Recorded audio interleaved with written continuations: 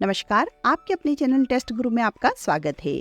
आने वाले तीज त्योहारों के लिए फ्रेंड्स हम आपके लिए बहुत ही सिंपल सी और बहुत ही स्वीट रेसिपियां लेकर आए हैं। एक नहीं दो रेसिपी लेकर आए हैं आज आपके लिए। और ये देखिए बहुत ही माउथ मेल्टिंग है और बहुत ही सॉफ्ट और डिलीशियस है। इसके लिए ना तो आपको मावे की आवश्यकता है, ना दूध की और ना ही घंटों की मेहनत की। मिनटों में तैयार होने वाली रेसिपी है, बिना चाशनी, बिना किसी झंझट के। बिगनर्स भी इसे बिना फेल हुए बड़ी आसानी से तैयार कर सकेंगे। खाने में बहुत ही मजेदार, देखने में बहुत ही टेम्पटिंग और बनाने में बहुत ही आसान। तो चलिए पहली रेसिपी बनाना शुरू करते हैं। पहली रेसिपी बनाने के लिए हमने यहाँ पर लिया है 10 से 15 अंजीर। इनकी मात्रा हल्की फुल्की आप कम ज्यादा कर सकते हैं। और अगर अंजीर ना हो तो आप इसकी जगह डेट्स ले सकते हैं, यानी जो गीला वाला खजूर होता है वो।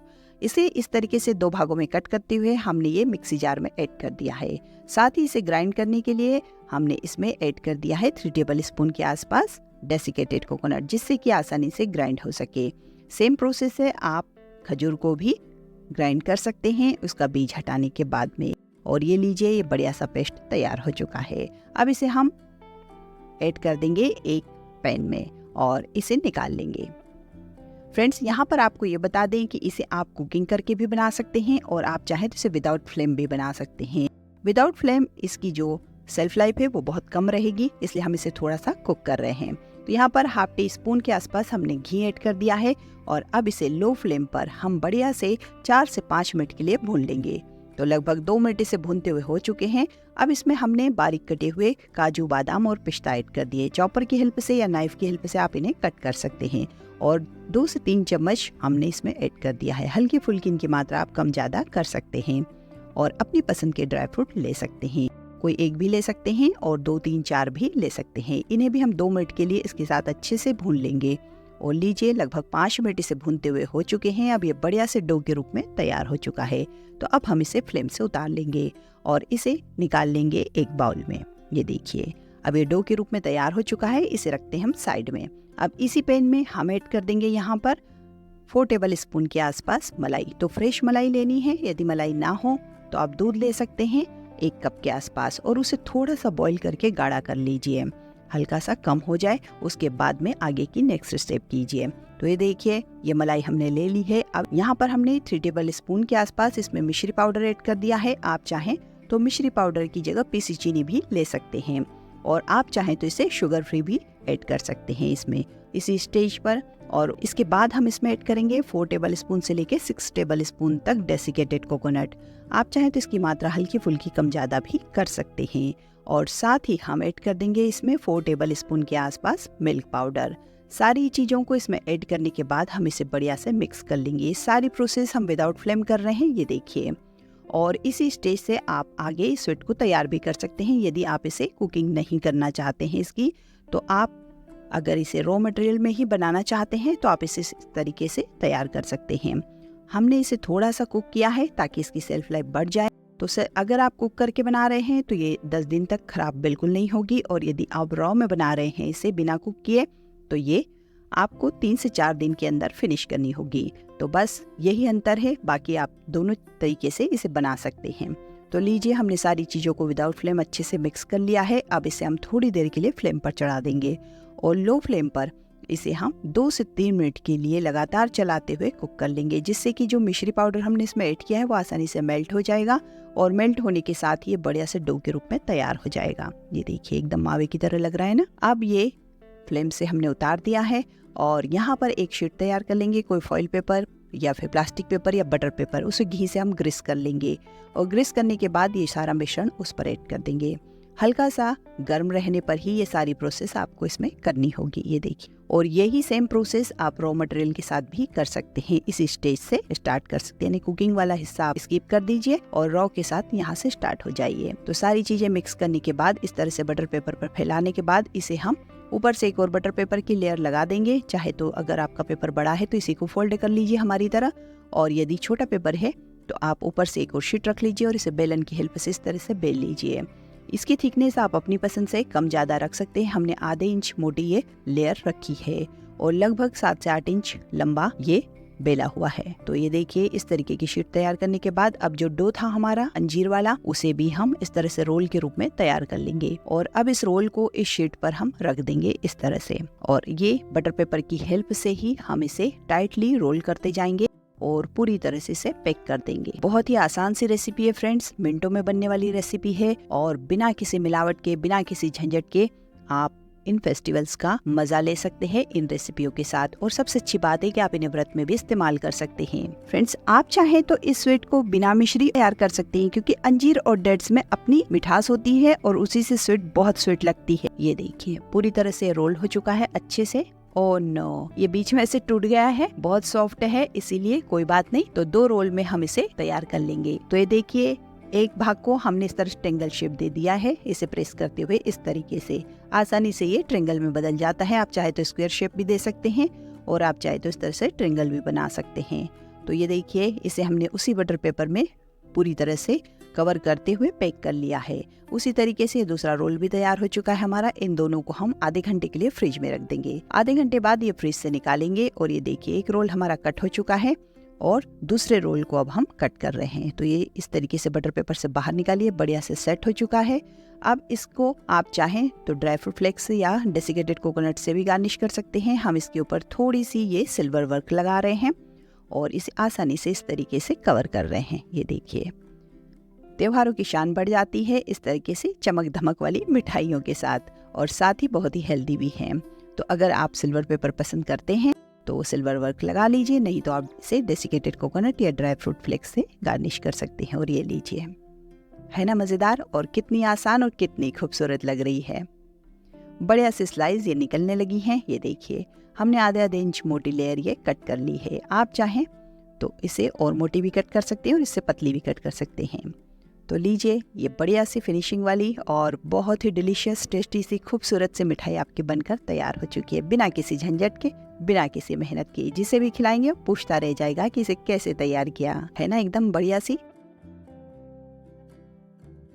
और ये देखिए इसका राउंड वाला शेप कितना खूबसूरत लग रहा है। तो आप इसे किसी भी साइज शेप में तैयार कर सकते हैं। और ये देखिए कितनी माउथ मेल्टिंग और सॉफ्ट है। तो चलिए अब सेकंड रेसिपी की तरफ चलते हैं। यहाँ पर सेकंड रेसिपी के लिए हमने लिया है ये 150 ग्राम के आसपास पनीर। मार्केट वाला भी ले सकते हैं, घर वाला भी ले सकते हैं। इसे हाथों की हेल्प से इस तरीके से हम क्रम्बल कर लेंगे और इस तरीके से छोटे छोटे से पीस इसके कट कर लेंगे। आप चाहें तो इसे ग्रेटर पर ग्रेट भी कर सकते हैं।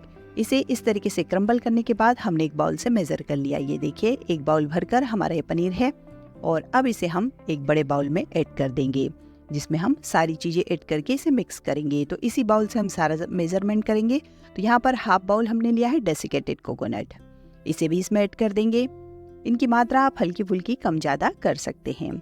साथ ही हमने लिया है हाफ बाउल इसमें मिल्क पाउडर और इसके साथ ही हाफ बाउल से थोड़ा ज्यादा और 1 बाउल से थोड़ा सा कम ये तगार ना हो तो आप चाहें तो मिश्री पाउडर ले सकते हैं या चीनी पाउडर ले सकते हैं। दोनों ही ऑप्शन आप यूज कर सकते हैं।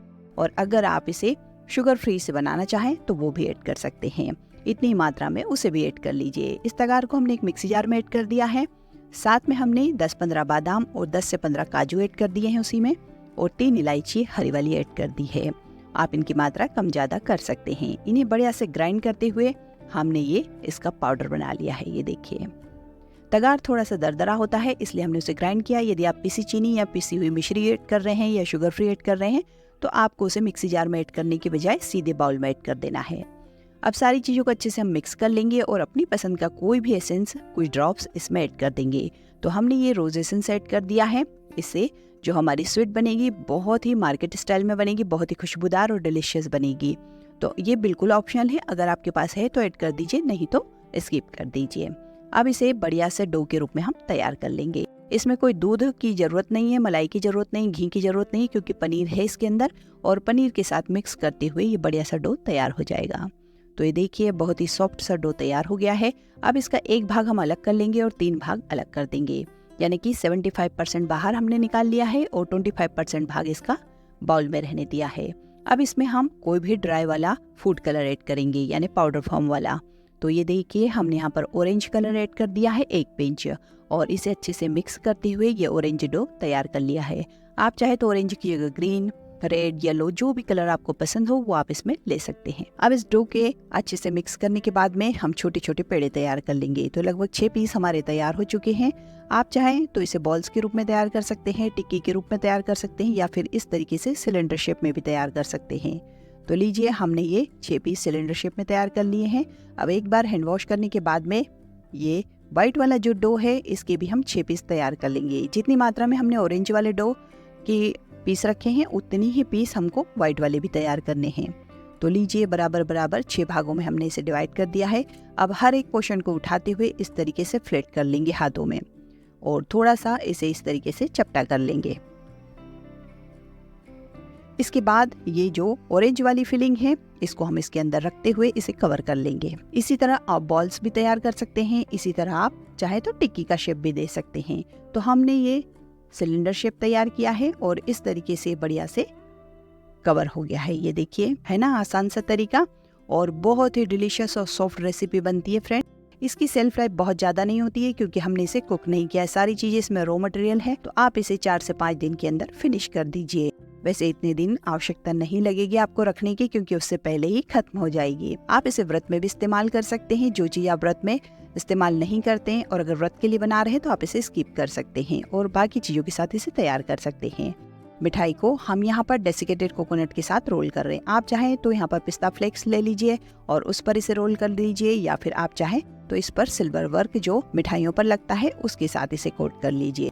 तो जो भी आपको पसंद हो उस तरीके से आप इसकी ये आउटर तैयार कर सकते हैं, बाहर की लेयर तैयार कर सकते हैं। अब हमने यहाँ पर थोड़ा सा केसर भिगो कर रखा था, तो उसकी एक एक डॉट्स हमने इसके ऊपर लगा दिए, जिससे कि ये देखने में बहुत खूबसूरत लग रहे हैं। और ऊपर से ये केसर की फ्लेक्स भी हमने ऐड कर दी है।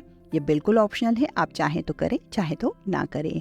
साथ में यहाँ पर एक एक पिस्ता फ्लेक्स हमने ऐड कर दिया है और बढ़िया सी ये तिरंगी मिठाई हमारी तैयार हो चुकी है। देखने में बहुत ही बढ़िया लग रही है, खाने में भी बहुत मजेदार है, और सबसे अच्छी बात है कि बिना किसी झंझट के हमने इसे तैयार कर लिया है। मिनटों में तैयार होने वाली रेसिपी है। आप इसे किसी भी तीज त्योहार पर तैयार कर सकते हैं और बच्चे भी इसे आसानी से बना सकते हैं। है ना बढ़िया सी, माउथ मेल्टिंग सी, एकदम सॉफ्ट और डिलीशियस, और देखने में कितनी टेम्पटिंग लग रही है। मार्केट की मिठाइयां भी इनके आगे फेल लगेगी।